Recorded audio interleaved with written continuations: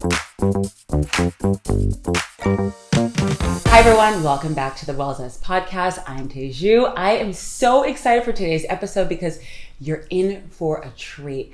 We have Karin here, who is an amazing powerhouse nutritionist, wellness expert. I want to tell you a little bit about all of the amazingness that is Karin. So I'm just going to read her bio really quickly.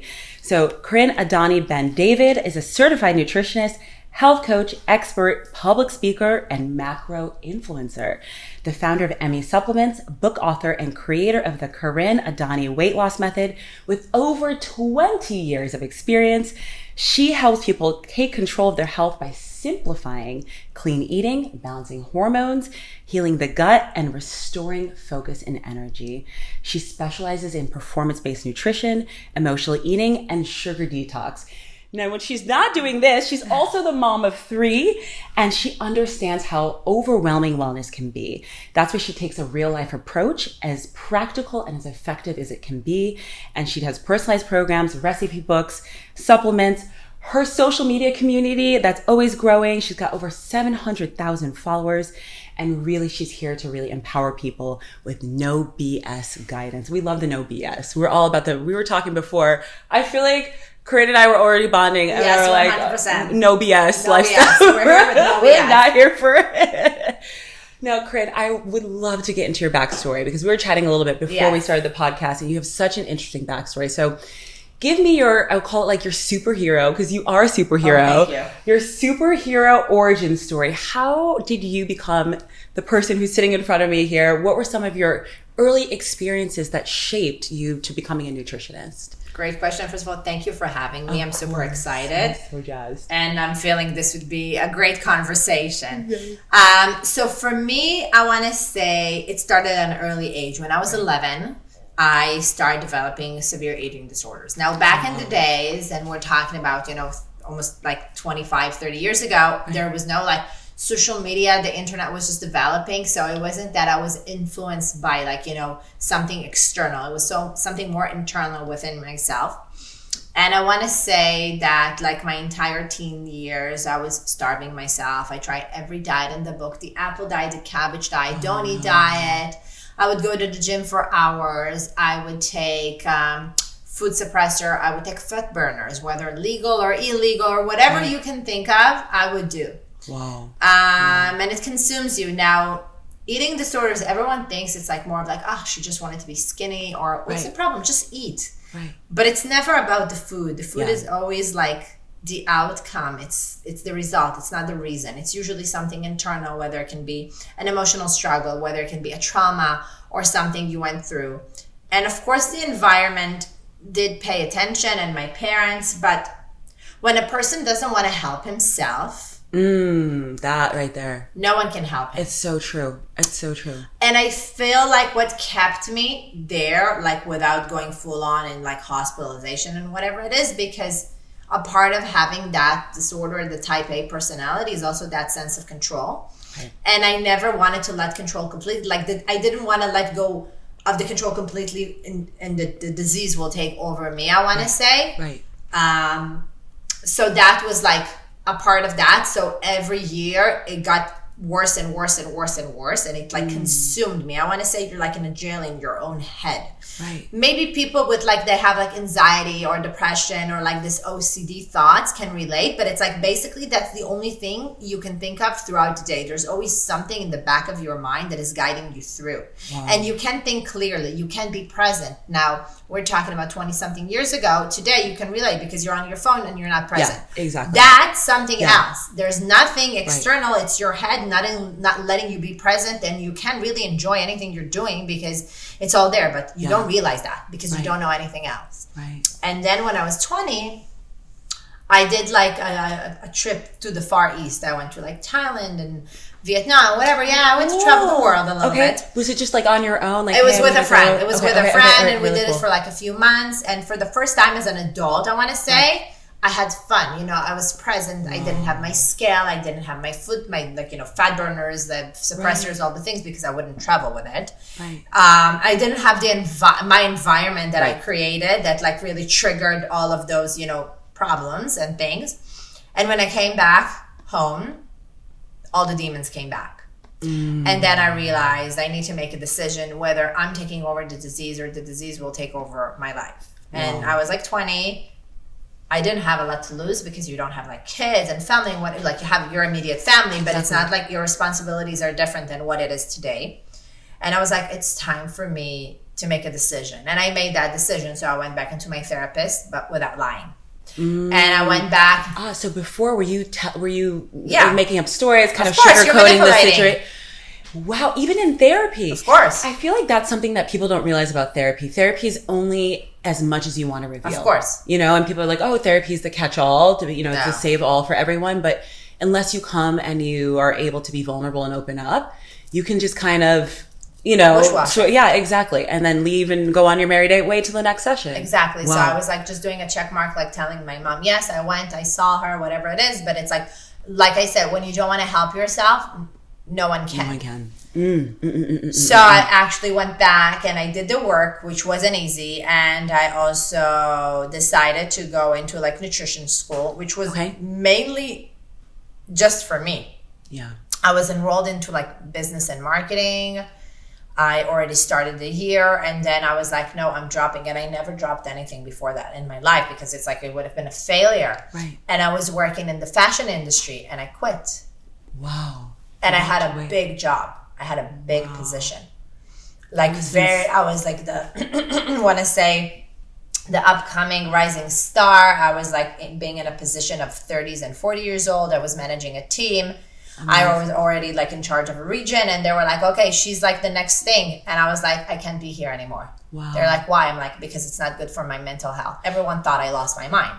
Yeah. They were like, why would you throw, people are like, you know, especially in fashion, which is such a competitive industry, people are cutthroat, you know, and they're working their way for decades in order to get to those positions. And I was like, no, I can't be here. It's not good. This is a trigger for my eating disorders. Again, that wasn't a reason. It was just another trigger. Right. So I needed just to cut my social groups, school, and work. So I needed to do serious changes. Wow. But I did them all completely. And for me, there was no going back. And I was like, whatever it is, I'll find a way. Right. But I can't do this. Yeah. And then I started school. The first year was a little bit of a challenge, not because of school, just because where I was mentally. Yeah. But then slowly and gradually I discovered how much I love it, how much I thrive there, and how much I can also give back, because that was a part of my healing process. Yeah. And then I joined another like very well-known nutritionist, and she was my mentor for a few years, and she taught me a lot. She also, funny enough, came also from a background of eating disorder. So I also like found a lot of things that she could relate and I could, you know, learn from her. So for me, that was, and then I found like, you know, I want to say my destiny, my journey, my calling, because that was more of like, this is what I meant to do. And it changed throughout the years with like weight loss and eating disorders and type 2 diabetes and kids. So it's like, with the years, I've gained so much knowledge, experience, and different things that I'm passionate, but it always goes under the same umbrella. Right. Oh my goodness. You know, I'm curious, what were some of the tools? You talk about, you know, you went traveling, came back, and were like, okay, I got to change my life. Like, this is not working anymore. What were some of the tools that helped you, maybe even outside of therapy, to really have that shift and that helped you on your journey, quitting fashion, feeling confident moving forward? Like, what were some of the tools and resources that you turned to during that time? That's a good question, because that time is like some things are super vivid and some things are not. Yeah. I think it's a lot of things of the brain, you know, how that like mechanism to protect you. But I think first of all, I had a therapist that I loved. And that she also was a former anorexic. Oh, so you had that. She could relate to. I could relate. I could understand. But then I realized, she told me something in the beginning of our therapy sessions. I don't remember. Like, it was before. I don't remember if it was before I traveled or after. But there was a session. She told me, all of this eating disorders you have is because it's very hard for you to deal with your emotions. And I was I'm sorry. What did you think when she said that to you? She doesn't know what she's talking about. See, I feel like that's because I know that at that age I would have probably said, you're like, what is this? I was like, what are you talking about? I'm grown. I know what I'm doing. Yeah. you know, and like my friends, like he always told me, like, you have a heart, like you're great, but like you don't have emotions. Right. And I'm like, okay, because I never showed anything from the outside. Yeah. I always looked so resilient. Yeah. Even though from the inside I was like so. I can relate to that. It's that type A. Yeah. You know, it's the type A wanting control, wanting to be perfect. Yeah. Are you the oldest? Are you? No, I'm second. But there's 6 years difference between me and my brother, so it's kind of like, it's different versus having a 2-year-old, or like 2 years apart. So I feel like I didn't understand what she's talking about. I was like, what do you mean? I have it all together. And again, you're 20, you think you know it all. Exactly. And you also don't have the emotional capability of even understanding what it means. And I remember every time I would come to session, I got into another realization, like something, like a door opened, like I saw, I don't know, call it to see the light. It's a big thing, but to say like, I saw something. And then it's like, okay, I see what are the reasons that I operated in this way. And I see what are the habits. I see what are the, things that trigger that, whatever it was. And I couldn't go back because once I saw what I was doing, like once I see it, you can unsee it. Right. And it was taking a step, but it was hard. Yeah. Because realizing what you've done and how you operated for so long with being completely disconnected to who you are is kind of shocking. So there was times that I got me depressed. There were times that I was sad. There was time I wouldn't want to get out of bed, but I realized it was a part of the processing and the healing process that I needed to go through. Right. But I was just, for me, I wanted just to be happy. Yeah, of course. And it's like working towards that. Sometimes it's work. Yeah. And I was never afraid of doing the hard work. Right. And I always realized like working hard is my best friend because I know that if I work hard, I'll get anywhere I want to be. Right. Because the results will be there because I'm a hard worker. So I knew I'll get there. Right. That's where the type A can really serve you. You're like, okay, I know if I just hunker down and do, whatever. But then there's that dark side as well. There's the dark side, which all of a sudden, like, I needed to let go of, like, the walls of all the things that I put upon myself, and I needed just to be more vulnerable, which is very hard. Yeah. Very hard. Yes. For me too. I'm resonating because I'm the same way. And it's something that I know, just personal experience over the last, I would say 5 years specifically, trying to surrender and asking for help, hey, I'm in over my head. I need help. I feel like when you're type A, I want everything to be perfect. It's difficult to come full circle and actually get to that place, It is. Yeah. It is. And then there's moments where you feel like you can ask for help when you see that. And then there's moments it's just your default is just doing everything yourself. I'm going to do it by myself because I've got it. Got it, and I'll do it better. Exactly. So, yeah. But I will say that even though having eating disorders was probably, and overcoming it was the hardest thing that I ever done in my life, I wouldn't change a bit from it because it made me who I am today. It made me stronger. It made me more resilient. It made me more appreciative. It made me more connected to my emotion. It helped me in relationships. Like a lot of people that went through severe eating disorders are having a hard time in their relationships. Yeah, like also finding like a husband or whatever it is. So it's 6 years of intense therapy helped me in so many things in my life that I'm thankful because I don't know that as a 20-year-old I would get into such an intensive therapy if I didn't had the eating disorder that had to push me towards that. And yes, looking back, like emotional regulation and things that I needed to work on, but only later when you're stronger internally, you can actually open those wounds and feel that you're strong enough to deal with them. Right. Absolutely. I love that mindset and that framing because I feel like a lot of times we think about the things that are going wrong in our life as bad events, but I always think about them as growth events. Yeah. I'm like, I know I wouldn't be the person I am today without the struggles, without the hardships, without all the rocky times. So I'm curious, what is your approach to nutrition today? And, walk me through your philosophy and maybe walk me through some of the core things that foods or, whether it be practices that you default to on a day-to-day basis. So my approach was always, I want to say for the past at least 15 years, was like eating real foods. like unprocessed food before it became like a trend or whatever it is. So I was like always like eat real foods, like avoid the things with tons of ingredients, avoid the seed oils, avoid the things that are artificial, like whatever it is. Don't Diet Coke. Yeah, it doesn't have calories. Is it serving your body? Most likely. No, it's not, friends. It's not. I'm not saying you don't ever have it in your life, but I'm just saying don't be confused in thinking that calories is the only thing that matters. So I want to say my philosophy, first of all, is yes, eating real whole foods. Number 2 is mindset and positivity. Nothing grows out of a negative environment. And someone who I think helped throughout the years, me and my team, not alone, tens of thousands of people lose weight, like significantly, from 10 pounds to even 200 pounds, naturally. Nothing, like no interventions. I think the thing that I work the most with people is changing their mindset, having a winner mindset. I'm clapping to the winner. It's foundational. It's so key. And you know what's so sad to me? That they don't teach that in schools. They don't. They're like, okay, learn a bunch of history, learn a bunch of facts, which, great, that has a place. But if you don't have the proper mindset, you'll struggle throughout the rest of your life. 100%. You can be the smartest, the 100%. Brightest, the sharpest. Right. But if you don't have mental resilience, mindset, positive mindset, the ability of knowing that whatever it is, you can do it, you can make it, then no way. It's game over. It's game over, because then you become a victim of everything. Right. Everything. Yes. And I hate to say this, but we see, no offense, those people who they haven't figured out the mindset game. Yeah. And it feels like the best analogy is almost like they have like a invisible backpack filled with rocks that they're carrying around upon their shoulders. And you're like, man, just get rid of the backpack and your life will be so much freer. Yeah. It'll be such an unlock.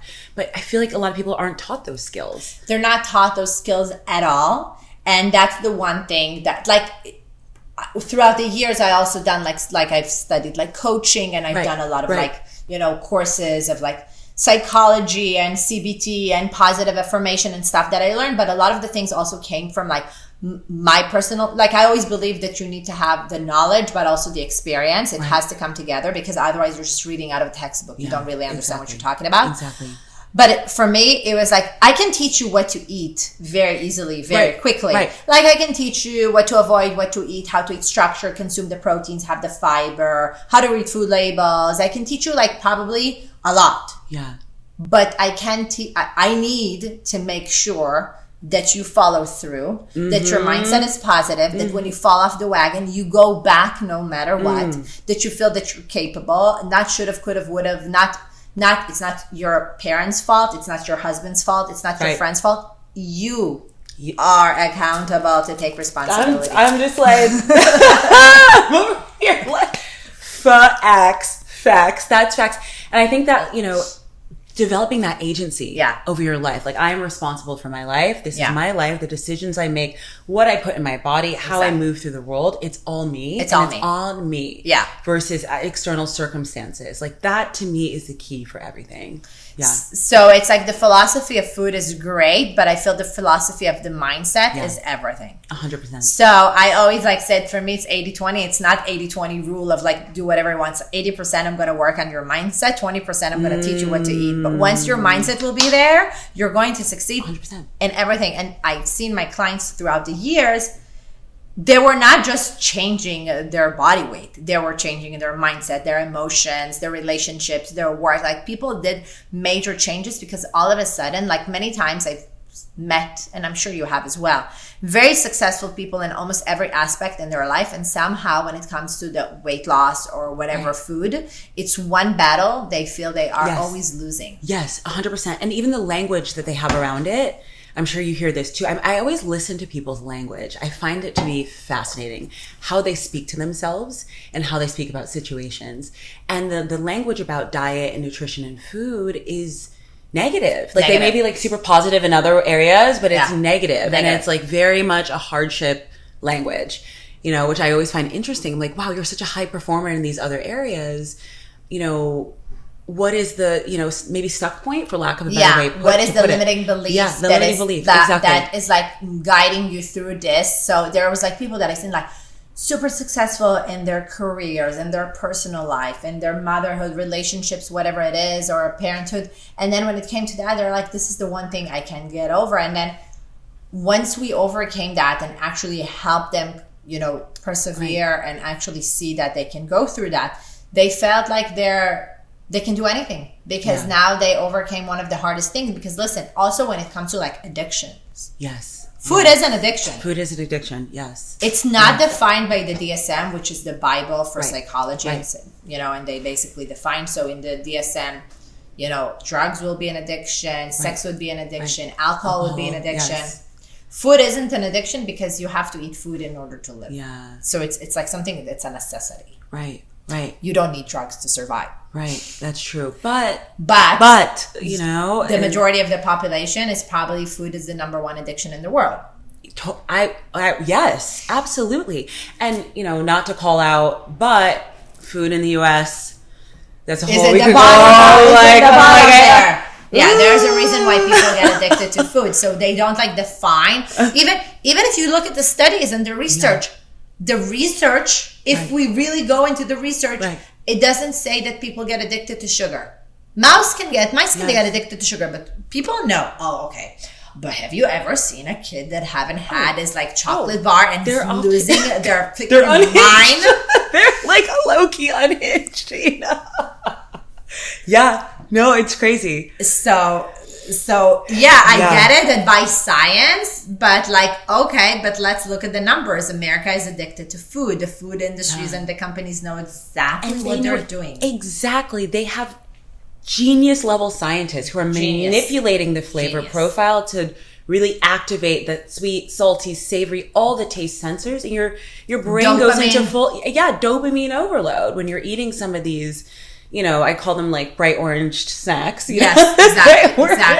And those beautiful snack packs that are completely designed for kids. They start at a very early age. It changed their taste buds. It changed their hormones. It changed their DNA. It changes everything. And then they're just addicted. Yeah. And then you try to give them like an apple and they're like, what is this? Or I even think about the like paradigm. You know, Halloween's coming up here. I think about the paradigm. And I have to say, guilty as charged. When I was a kid, we had like one neighbor that would give out raisins and like little packs of apples and carrots, and you were all like, what are you doing? We're like, no, this is the worst house. Like, this house needs to get egged. But we're programmed from a young age to prefer and to desire those sweet, salty, savory snacks from a young age. Of course. It's crazy. And then when you do that, and it's like, and it's today, it's a complete overload. You know, it's not even back in the days when we grew up, but there was like, okay, we do Halloween treats. Of course, yes, it's lasts for more than a day. Right. But now it's like, it's their afternoon snack. It's their in-between snack. It's what they eat. It's what this... It's like, sometimes people tell me, but we also ate it when we grew up. I'm like, first of all, no. Yeah. It's not the same ingredients. And then B, it's not. Exactly. Look at what, like, the portions we're eating today. And then comes the next step, and there's like, obesity is genetic. And I'm like, no, it's not. It's, exactly. When the FDA said obesity is genetic, I was like, okay. We're doing this now. Okay.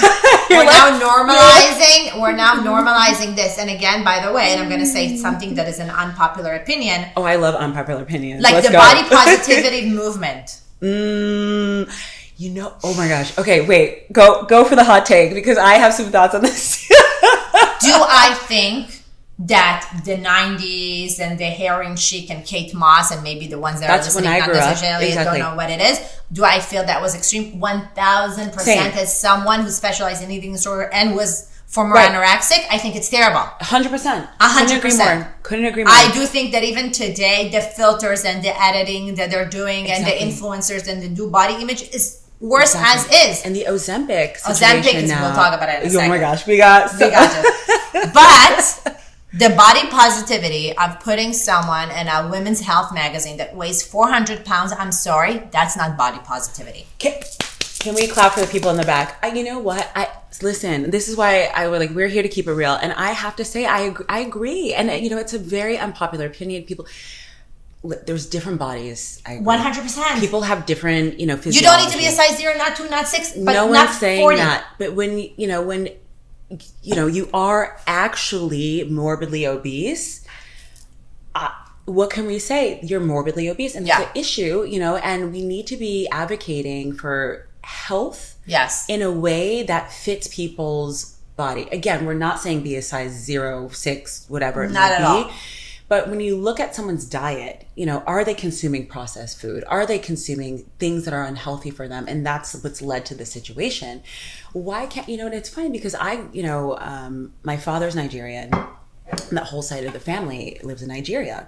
In Nigeria, when you reach a certain size, they actually shame you and call you hey, what are you? The culture is very different. Exactly. Very active also. 100%. And, I've always found that to be, I remember when we first went to Nigeria and this happened, we were like, oh, you can't say that about someone. That's not right. But, it's not politically correct. It's not politically correct. Exactly. And to me, it was such a paradigm shift because I'm so used to here. It's oh, you can't talk about someone, you can't say this.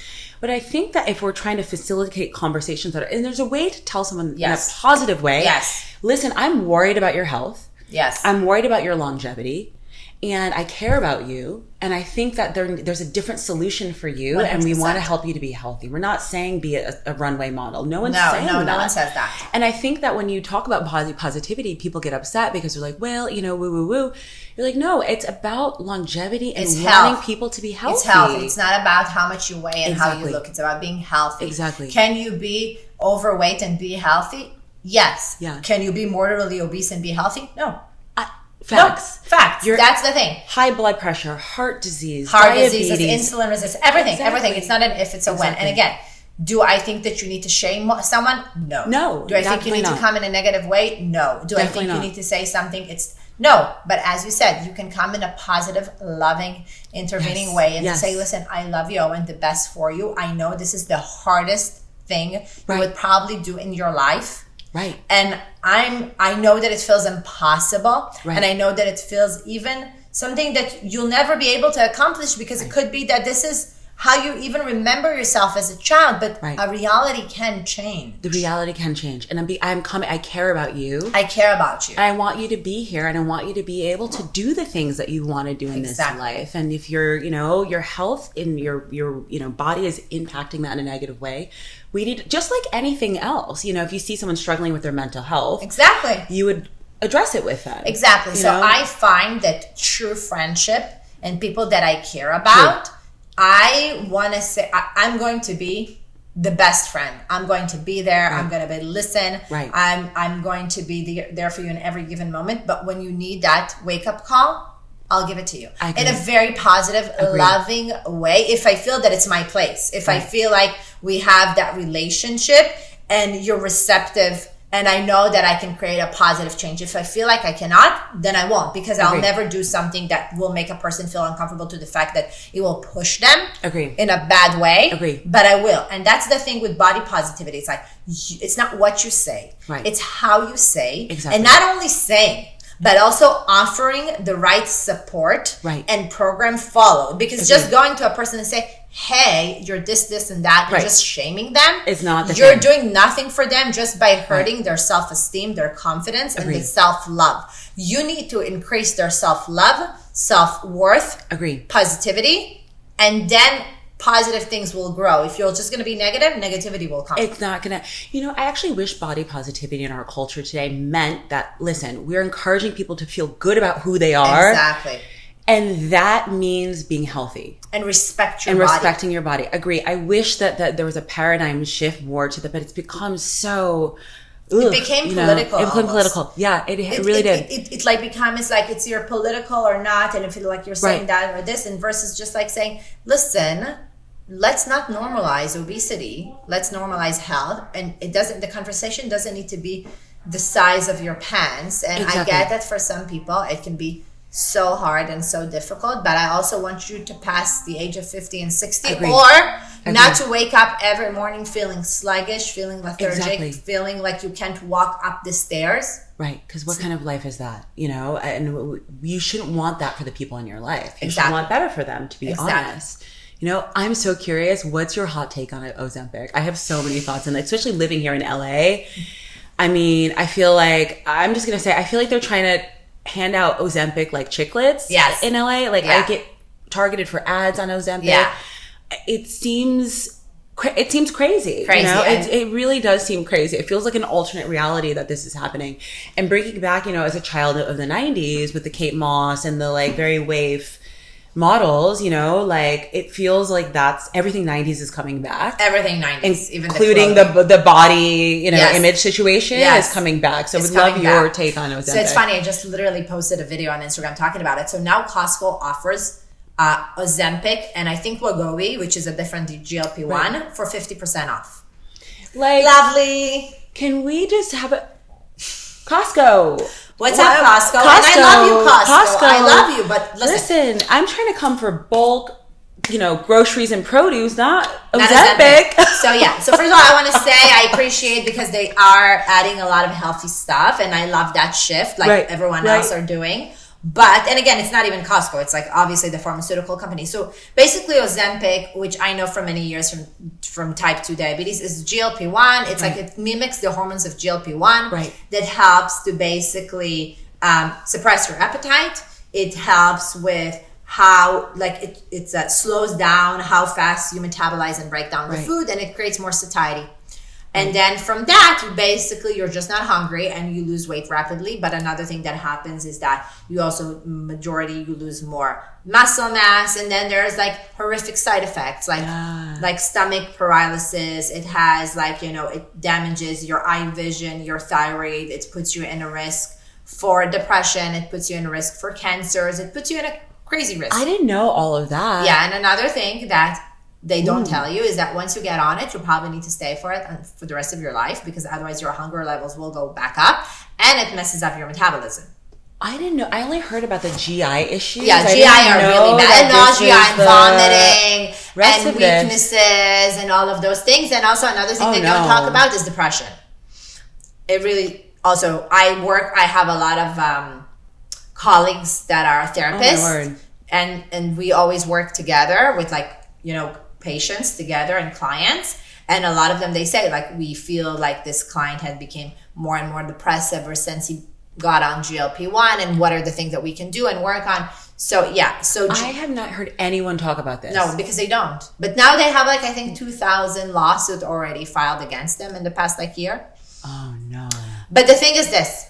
Oh dear. GLP-1 for severe type 2 diabetes people that are metabolically broken, meaning that whatever they take in, whether it's the shots or metformin or whatever it is, isn't improving, and they can do the correct lifestyle changes, or they have and they still need the Ozempic. Yes, because diabetes is a very, very problematic metabolic syndrome. Yes. And then for people who are extremely obese, yes, it could be a good start, because the side effects of being morbidly obese is also very dangerous. So doing that, kickstart to start off with can be good. To lose 10, 20 pounds, never. And that's what there's no free meals. People are like, ooh, that is a quote of the day. There are no free meals.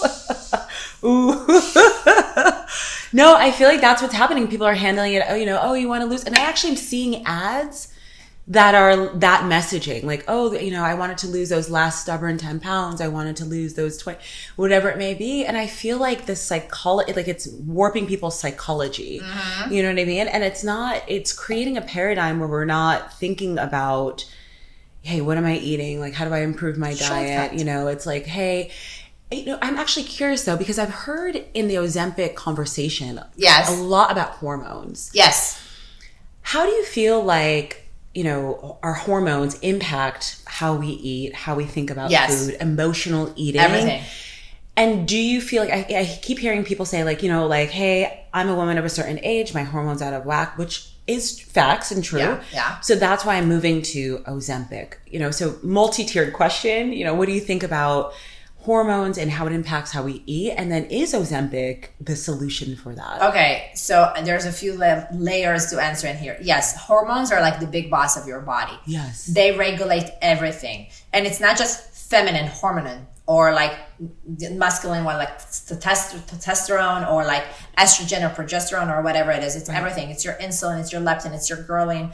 It's basically, we have a lot of hormones. 9 of them really play a major role in your body. Right. Now, the thing is that we do see I want to say people with hormonally imbalance. Right. And that happens because of our food. because of our environment, because the lotions that we put on ourselves, because the candles that we put, because fragrance, because of everything. Right. A lot of things are hormonal disruptors, and it starts at a very early age. So is it justified that many people feel that they're hormonally imbalanced? Yes. Oh, so women are taking the pill since the age of whatever, 16, 20, and some didn't get their period for 20 years. Which is like, yes. So there's a lot of reasons for that. Right. Now, when you're overweight, known, a lot of your hormones goes out of balance, from your thyroid, from your progesterone, from your estrogen, because your body is not in a comfortable place. So losing weight will help that. Even like when we're talking about getting pregnant, women with PCOS, which is basically having cysts in their that, and also insulin resistance. The one thing that helps the most, and especially when I work with like IVF doctors, it's like we want them to lose weight because that's what helps them to get pregnant. So there is a lot of positivity in weight loss. There is. So it's what are you getting, what are you losing, what are the chances, and is there a way to do it in a safer way? And again, you took the GLP-1, you lost the weight. Have you really created the habits? The habits, exactly. That are now going to take you for the longer place? Like, is it like, do you know what to eat at restaurants? Have you learned how to cook? Do you know what to do in the grocery shopping? Do you know how to go on vacation and not to go full blonde? Do you know how to maybe have a hard day? And even if you ate your entire pantry, to know how to go back on track. Right. What do you? I'm actually curious because I hear a lot of people talk about emotional eating. Like, what do you feel like triggers, or in your work with your clients, what is triggering their emotional eating, and what are the tips that you typically give them to self-regulate or to overcome emotional eating? So the first thing I would say is, before we're even talking about the emotional eating, is that they need to physically balance themselves, meaning I need them to eat structured meals, 2 to 3 meals a day. I need them to increase their protein. I need them to get rid of ultra-processed food. I need them to stop not eating all day and then come back home in the afternoon, and then their blood sugar level crashed. They're starving. Their ghrelin levels are so high and off the roof that it doesn't matter what they eat. They're just going to eat everything that comes along their way. So there's emotional eating, and then there's just bad eating habits that creates those binge eating, and then it's like a loop. And it's this like vicious cycle that you just go into that. So even when someone comes to me with like a lot of emotional eating, which is a lot of the people, I first physically balance them. Then how do you do that? Like, is it exercises? So I would say no. First of all, I would say I would get them, like, I would remove the ultra processed food out of their diet. I would get them in a high protein breakfast. I would tell them that carbs are not the enemy, that they can have like a slice of bread with like their whatever eggs so and much some carb veggies. villainizing out there. No, but like the carbs that you want to avoid, you want to probably avoid the deep fried potato chips with whatever it is, but you can have a piece of sourdough bread, sweet potatoes, regular potatoes, whatever it is. Like, eat real food. Yes. So they need to be full. They need to be satisfied. We need to increase their water intake. They have to have a big lunch. Something in the American culture of not having a lunch, a proper lunch. It's so strange, skipping right? it. It's and then really bizarre. You're starving in the afternoon, and then you're having too much of a big dinner. So first of all, I would say you need to get your hormones in place when it comes to like eating. And you need to have your routine in place. And then, listen, emotional eating is something that, by the way, like almost happens since we were born. Even like a crying baby gets like, comforted in his mom, like whether she's breastfeeding or a bottle. I never thought about it that way. That's so true. Food is comforting, and food is our culture, and food is our memories. You'll probably have things that your parents would make for whatever traditional or special occasions that reminds you a lot of things. So we cannot disconnect food from emotions. It comes together. Exactly. But the thing is that whether every time we feel an overwhelming emotion that we can deal with, we turn into food. And that's where the emotional regulation needs to happen. It's like you had a bad day, you turn into food. You had a good day, you turn into food. You feel discouraged, you turn into food. So that's exactly where it is that you actually need to deal with that emotion. And that feedback. Because what happens is it's an outlet. It's like zooming out of the situation, because it's easier to say, oh, why did I eat that cookie, versus saying, my boss really annoyed me today.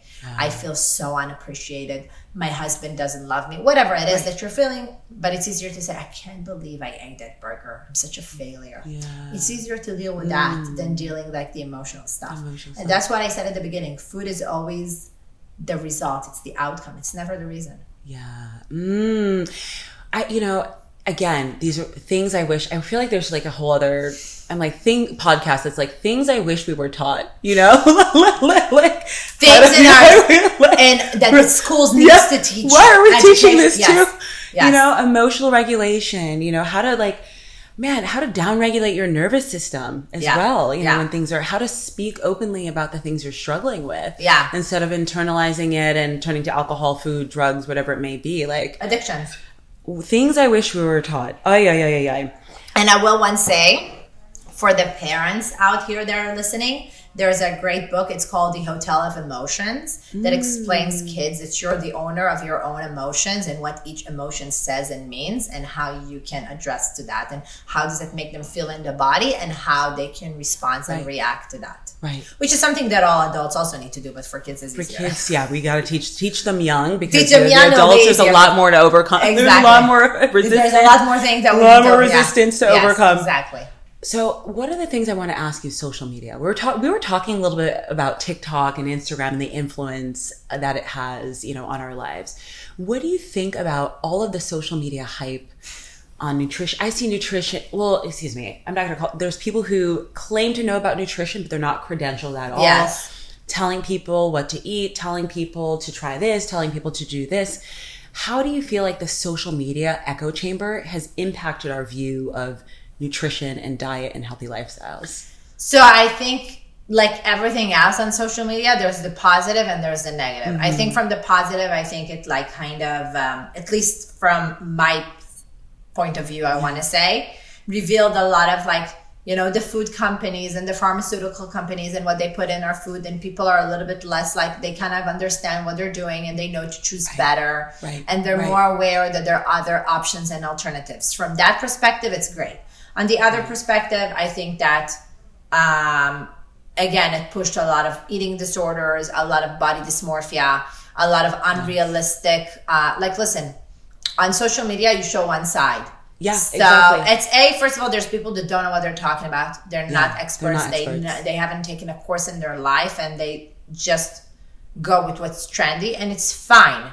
But what's missing is another skill, is the critical thinking. Yeah. Things I wish we were taught. Exactly. Going back to that critical thinking. But what I want to say is this, and how to say it, because it's not the conversation who says what. It's number one, know what works for you. Yeah. Whatever someone tells you, whether it's intermediate fasting, carnivore, veganism, calories, whatever it is, see what works for your body. Right. What works for one person doesn't necessarily mean that it works for you. So true. And the lifestyle you have and your abilities and the means and whatever it is that you have, it's something else than a different person. So first of all, do the small steps and take things that you feel that you can do. Do not feel like a failure or feel overwhelmed if you see someone who wakes up at 5, goes for a run, drinks a smoothie, comes back.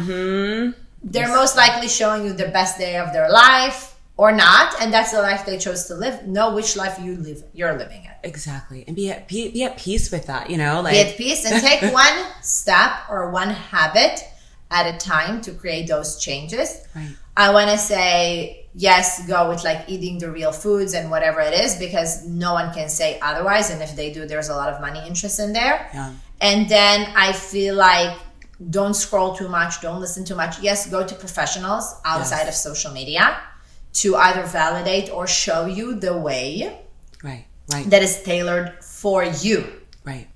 There's the individuality that is extremely important. And again, social media is not real life. You don't have to follow a person who lives this extreme life. Right. Because again, it's like taking a business advice from someone, I don't know, whatever, like Steve Jobs back in the day.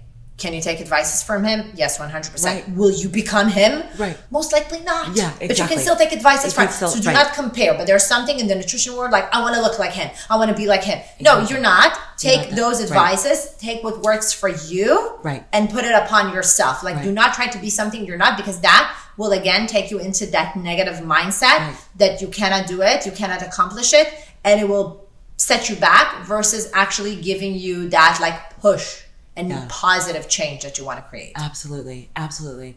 I want to ask you 2 questions because this has been on the top of my mind. 2 questions in one. Okay. How do you know if a diet is unsustainable? So I'm going to give you the backstory here. I had a friend come to me and they're like, yeah, I'm like carnivore and I'm only doing carnivore and woo, carnivore. And like, to no disrespect to them, but it seems great. And I'll say you know, they're struggling now with their energy. They're struggling now with like constipation, you know, sorry, like I'm putting this information out on blog. You know, so I'm like, is it really working? Is that really sustainable for them? And then I want to ask another question because I think about this too. Going into aisles and feeling overwhelmed, especially if you're on a program or a diet, how do you then unpack nutrition labels when you're on some type of regimen? Like, what are the things that you tell clients to look for, whether or not they're on a program? So 2 kind of opposite questions in one, but I want to make sure I don't forget these. No worries. So for the carnivore diet, listen, I think that anything that is extreme, the question is this: if you're on a diet, carnivore, veganism, whatever it is, and I'll talk about carnivore in a second, can you do this now for the next 10 years of your life? If the answer is yes, great. If the answer is no, then this is not for you. Can you go on a higher meat diet? Yes. Can you eliminate ultra processed food? Yes. Can you go more into like whole foods, the high quality dairy, move more into organic stuff? Yes. Yeah. But if your energy is depleted, if you don't sleep well, if you're constipated, then this is not the diet for you. Yeah, for sure. My husband actually went on a high meat diet this year, not carnivore, higher meat diet, and he felt the best that he felt in his life. Right. So that's amazing. It works for him. That's great. Amazing. But he's not extreme. We'll go to Italy. He'll eat whatever it is. But again, there's basics, but there's no extremeness. And if you would feel bad, and I'm talking about him because it's easier because I can say it's my husband versus like other clients, But it's like if his energy would have been depleted, if he wouldn't feel good, if his skin would break out, if he would feel like he's constipated, then he would know 100% that it's not for him. And not because someone said online that carnivore is the best. Your body is talking. It's so true. Listen, exactly. Like I remember one time I went on a strict vegan situation and I had anemia. I was anemic. I felt tired. Yeah. Like people were like, your skin looks like dull. It's not for you then. And it wasn't for me. And I was like, I gotta let it go. And I let it go. And I introduced meat and back, and I just felt better. And my anemia has gone away. And, also I do supplement as well, but it just worked, and I feel like, listening to your body is key, especially when all the marketing. I'm a marketer too. Yeah. Marketers will try to sell you all sorts of things, so you've got to be aware. You got to be aware, and you have to have that critical thinking, but also know that, by the way, something can work for you for 6 months or 8 months, and then all of a sudden it changes, and your body changed, or where you are at in your life changed, and now you want something different. Yeah. So that can be. And then for food, reading food labels. One of the things that I always taught my clients, and that's we also just launched a new membership that basically, congratulations. Thank you. So for years, I have online programs and I coach clients one-on-one, but then I was like, there's so much information that I created throughout the years with kids, obesity, 40 plus, postpartum, pregnancy, weight loss, type 2 diabetes, that I decided to consolidate all under one umbrella to make it super accessible for $20 to $30 per month, and to give them tons of information of everything from how to read food labels, market videos, weight loss videos, challenges, everything. And in there, I also teach them how to read food labels, because that's, in my opinion, something that is a must for every person. It is 100%. So it would be like ingredients are listed in order of quantity. So the first one is the majority. So the first 3 ingredients are about 80% of your product. So you need to know that. So if the first 3 ingredients are like oil, sugar, whatever it is, it's mainly we this. We need to leave that. If a product contains more than 10 ingredients, it's usually considered to be ultra processed. Yeah. If you can't read and pronounce the ingredients, it's probably way too processed for you. So I would say you want to stick to between 1 to 5, which would be ideal, 5 to 10 at the worst case, not go over that. And then when you go down the supermarket aisles, I want to say the external ones, like the meat, the fish, the food, the produce are on there. The more you go into the inner aisles, the more processed it is. Yeah, 100%. That's the box zone. That's the box zone that you should stay away. But 100%, I would say, is that learning how to read food labels, even if you're not an expert, is a skill that in today's world, everyone should have. I agree. I couldn't agree. You know what's been bugging me is all of these sweeteners. So what's the maltodextrin or maltodextrin? Yeah, and it's sugar. It raises your blood sugar even more. And there was another one. Is it maltol? Could be. There's another one that people are putting in like healthy organic products. So there's erythritol, maltol, stevia, monk fruit. I personally, even though monk fruit and stevia, whatever, considered to be more safe, I prefer like real sugar, like maple, cane sugar, honey, in like small amounts versus all of those like, replacements. Right. And then again, high fructose corn syrup, maltodextrin, all of those, they really spike your blood sugar level, but it's really low quality sugar with high levels of fructose that basically just shows you the level and the quality of the product. Like it's usually a low quality product. Yeah, that would putting all that junk in it. Yeah. Ooh, stay away from that. Stay away from that, friends. I want us to move on to our true and false. I love this segment. We've given Karin a paddle like this one. So this is for true. This is for false. I'm going to rapid fire ask you a whole bunch of questions, and you're going to give us the deeds if it's true or false. Okay. So the first one, detoxing from sugar means being miserable.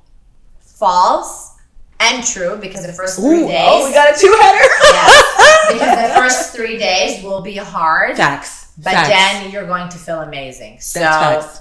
Both. 100%. Whenever I've done sugar, sorry, I know this is not in the rules of true or false, but I've got to share this. Whenever I've done a sugar detox, those first 3 days are the worst. A wrap. I'm like, you won't see me for 3 days. Then exactly. Then you feel great. Okay, next one. Hormone health starts with food. True. Low carb diets are good for hormones. Not true. Oh, wait. But it's both. Because it depends. If we're going like carnivore or zero carbs, it's not necessarily good because women do need some carbs and they work differently. But if we're talking about I'm eating everything that I want and all of a sudden I'm more mindful and I'm cutting back on some carbs, then it is true. So it really depends on what we're talking about. Okay. All right. Fruit causes sugar crashes like candy. Hate that. I hear that all the time people, and people like are going on the I cut out fruit bandwagon trophy tour. They're like, yeah, I cut out fruit. I don't eat fruit. Woo, woo, woo. So fruits are like a true superfood. So they're filled with antioxidants, fiber, vitamins, minerals. And then do they have a lot of sugar? Okay, yeah, banana has a lot of sugar, but it also has, potassium in it. It also has antioxidants in it. And it's also filled with fiber. So to compare that to like what Skittles, it's kind of blows my mind. Like this. Thank you. Ridiculous. Okay. I'm glad we cleared that one up. Protein helps regulate hormones. True. Okay. Your gut affects your mood and cravings. True. Weight is a reliable sign of health. Yes and no. This is kind of like what we were talking about earlier. Because you can be a little bit overweight and you can be extremely, healthy. You work out, you take good care of your health. You can also be like super skinny and don't eat well and like not work out. So it's not exactly, yes, to extreme points. Right. But in the middle, it changes. Yeah, totally. Cutting sugar means cutting all carbs. No.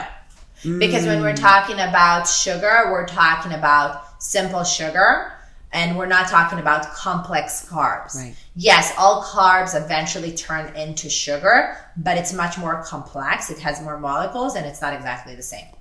Okay. Cravings always means something is wrong. Not exactly. Yes and no. Okay, so having some cravings before you need to get your periods or whatever it is, or hormonals, like even whatever, it could be.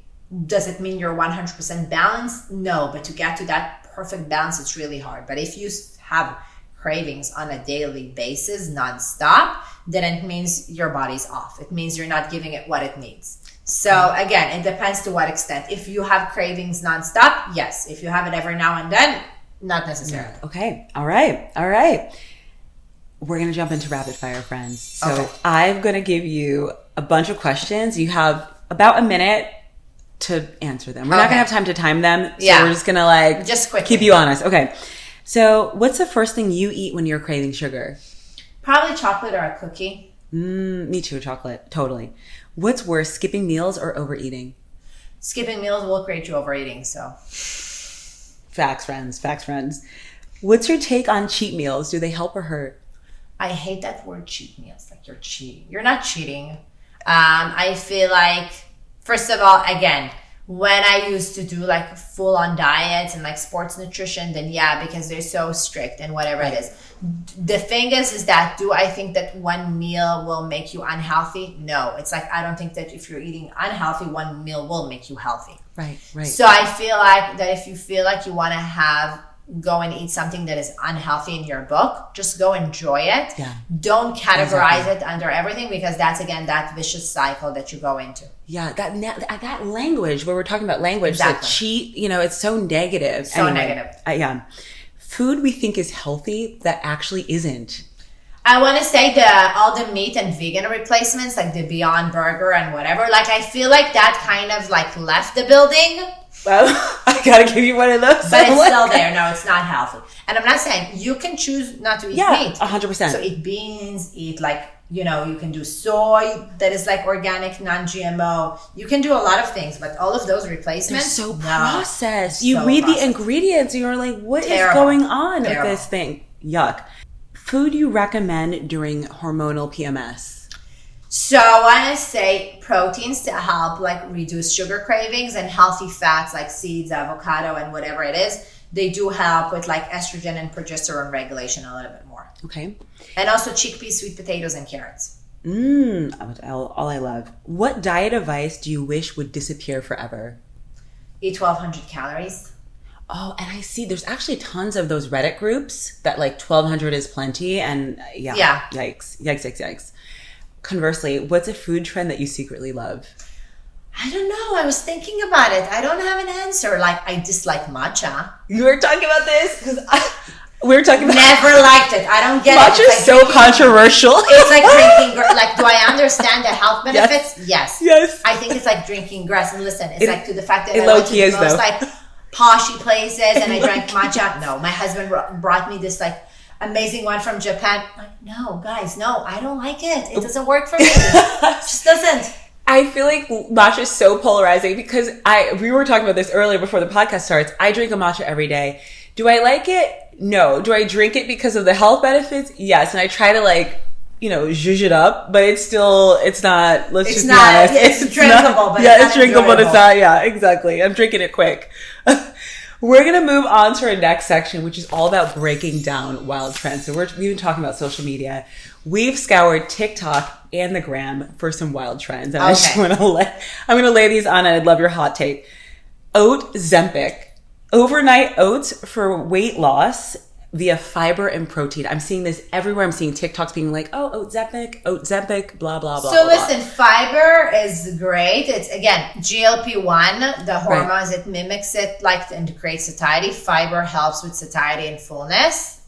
So will it help? Yes. Will it suppress your appetite like Ozempic? No way. Ever. See, people. Why are you out here on TikTok spreading fake news? We have been consuming oats for years. We're not getting better. Exactly. This next one, seed cycling to balance estrogen and progesterone. Yeah, so there's this take that if you do pumpkin seeds and zinc, it helps to sometimes detox some of the estrogen, helps with progesterone. We don't have the science behind it, and never mind the science, I've never seen anyone who really completely, personally, that I worked with. Do I think it's great as an addition? As a hormonal balanced diet, yes. Do I think the answer is there? Most likely no, but I think it has great health benefits. Yeah. This one of my actually favorite influencers was posting videos about this one. Raw carrot salad as a hormone fix-all. They were talking about how it actually removes estrogen from the body. So basically they're saying that it can help with like excess estrogen, but the question is how much? You know, like how many carrots? Are you like Bugs Bunny style? Like having to just like... Yeah. Do you do that? And then the question is that like, how do you actually know? I would say is that probably consuming more fiber, more raw fruits and vegetables and whatever it is beneficial for overall your hormonal health. And it could be just to say that eating that alone with changing nothing else in your diet would help. I've never seen that. Again, could it be harmful? Most likely not. Right. Very interesting. And then this last one, cortisol aware eating. So people timing their food around stress cycles. I do agree with that. Okay. I don't like those timings. It's like weighing the food. Like I feel like it puts more stress. Right. Even, but I do feel that like people don't prioritize enough like eating on time and making sure they nourish their body and support it, because it's like, I always say like, we take so much from our body. It's like a bank account, right? So you can deposit. But if you're just going to use the money there, at some point, you're not going to have money left. The same like your body. You also need to nourish it and to give it in return. Right. So we are on a high cortisol, high stress, high demanding all the time from our body. So we definitely need to give it in return. So timing your meals and actually making sure you're nourishing your body is a great idea. It's like prioritizing your health, and I'm all about that. However you want to call it. Super quick before we go into Reddit rabbit hole, how about tracking calories? There's all these apps to track your calories, your macros. What are your thoughts there? Does that drive? I know, like, listen, does the calorie hypothesis works? Yes. Yeah. Will you be on a calorie deficit? Will you lose weight? Yes. Right. Works. Right. But I think that you also need to take under consideration ingredients, protein, habits, whatever it is. So I want to say is that we have to take that under consideration, but just like counting calories and then consuming a protein bar with 50 ingredients, no. Yeah. But understanding how it works, yes. But overall, if you're probably going to eat food that are nourishing for you, you're going to lose weight with that. Right. Thank you for that. We're going to do a quick jump into our Reddit rabbit hole. So we scoured Reddit and we have just a few questions I'm going to ask you. I'm going to read this first one. So it's in the nutrition subreddit. This person says, what causes sugar cravings, and is there a way to get rid of them? They go on to say, I've read that if someone's craving sugar and sweets, they should eat more protein, drink some water, but I observed that only lasts temporarily. Are there things to eat or substitute that can help kick a sugar craving for good? So there's a few things. Yes, first of all, consuming more proteins, but I would combine it with complex carbs and like healthy fats. Also, there are some supplements and herbs that can help. Throughout the years, I really helped with like sugar detox, and I actually created a formula of my supplement that is called the Craving Buster that basically has cinnamon that helps to regulate your blood sugar level, Jimanana, which is an Indian herb that also helps with sugar cravings, chromium that helps insulin resistance. So there's ways also to use berberine. So there's ways to use natural stuff as that as well, with consuming protein, not having too much of a big gap in between meals, and also knowing that it takes like 72 hours for your body to start regulating on that. Good to know.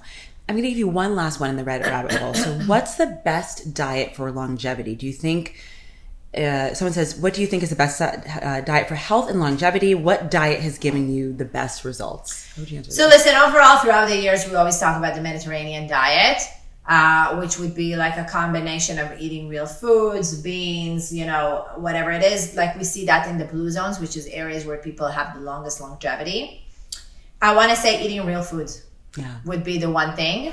And then for some people, they need higher amounts of protein. Some need less. You need to prioritize your sleep. Yeah. You need to drink enough water, and you have to be active. Yeah.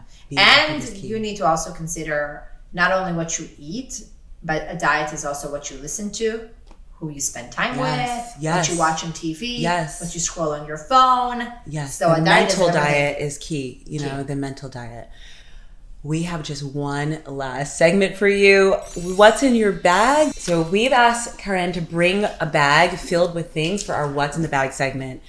I would love for you to pull out what's in your bag. So I have SPF From Primarily Pure, I do a lot of like laser treatments for my face because I'm like going more into like natural beauty, so less like injections and Botox. Okay. So I have to wear sunscreen. Ooh, can I see this? This is like such a nice This is like a stick. So Primarily Pure is like a non-toxic brand. It's made from zinc dioxide. It's mineral. So they have the regular one. The stick is just very like easy to put on.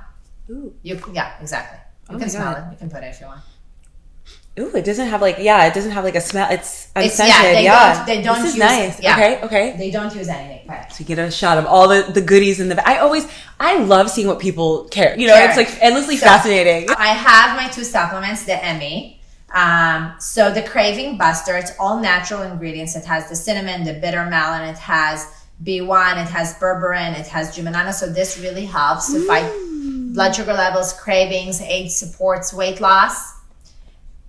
That's cool. This is amazing. And then my hormonal balance, which I created actually for me postpartum after my second baby, because I felt like I need that balance, and I always like to use natural stuff.